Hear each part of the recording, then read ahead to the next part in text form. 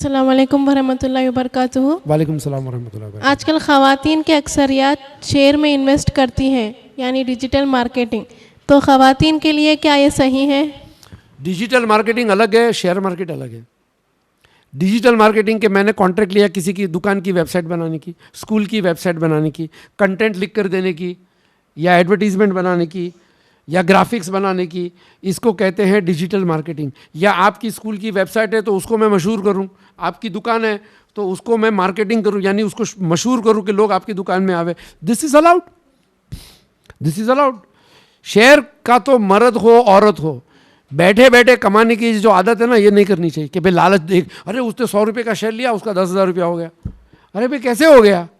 Lockdown में 2 साल सब बंद था तो शेयर का भाव कैसे बढ़ गया उसका? वो तो धंधा ही नहीं था, सब फैक्ट्रियां बंद थी। It's a manipulation. तो दूर रहने का इन चीज़ों से। हाँ बहनों को मैं कहूँगा, आपका भतीजा, आपका भांजा, आपका भाई, आप किसी को थोड़ा सा देखो स्किल्स क्या है, उसमें इन्वेस्ट करो। रोज़ शाम को पैसे का हिसाब चेक करो ताकि आपकी लगाम रहेगी। एक सीसी कैमरा रख लो, देखो भैया क्या चलता है दुकान पे। आप इन्वेस्ट करो शेयर मार्केट में। 2 हराम नहीं कहूँगा मैं कि भाई हराम है, हराम ऐसे फतवे मैं नहीं दूंगा, लेकिन मैं एहतियातन आपसे कहूँगा कि आपका पैसा कहाँ जाता है उसका हिसाब देना पड़ेगा, और कहाँ से आता है उसका भी हिसाब देना पड़ेगा।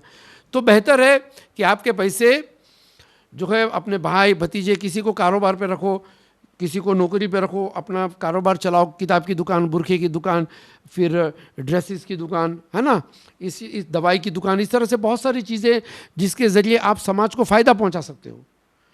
पूरे देश में इकोनॉमी जब चलती है, जब ज़्यादा से ज़्यादा लोग बिजनेस करते हैं तो देश की इकोनॉमी बहुत अच्छी चलती है। पता है, बहुत बड़ा कंट्रीब्यूशन होता है।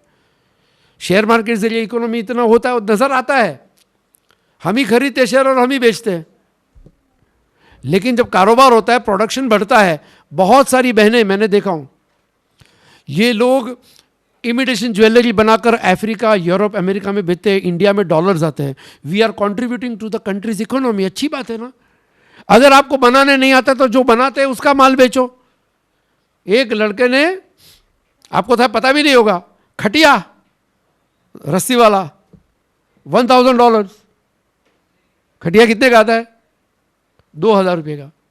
$1,000 $80,000 एडवर्टाइज किया, कमर में दर्द, खटिया खरीदो इंडियन। और यूरोपियन, अमेरिकन, ऑस्ट्रेलियन में $1,000 क्या यार, कमर का दर्द चला जाएगा। They bought it.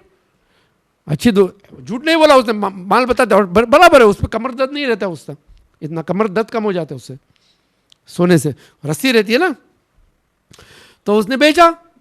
अभी आपकी मर्जी है, इस्लाम ने कोई पाबंदी नहीं रखी है कि आप भाव इतना नहीं लगा सकते हो, नहीं, पाबंदी नहीं है।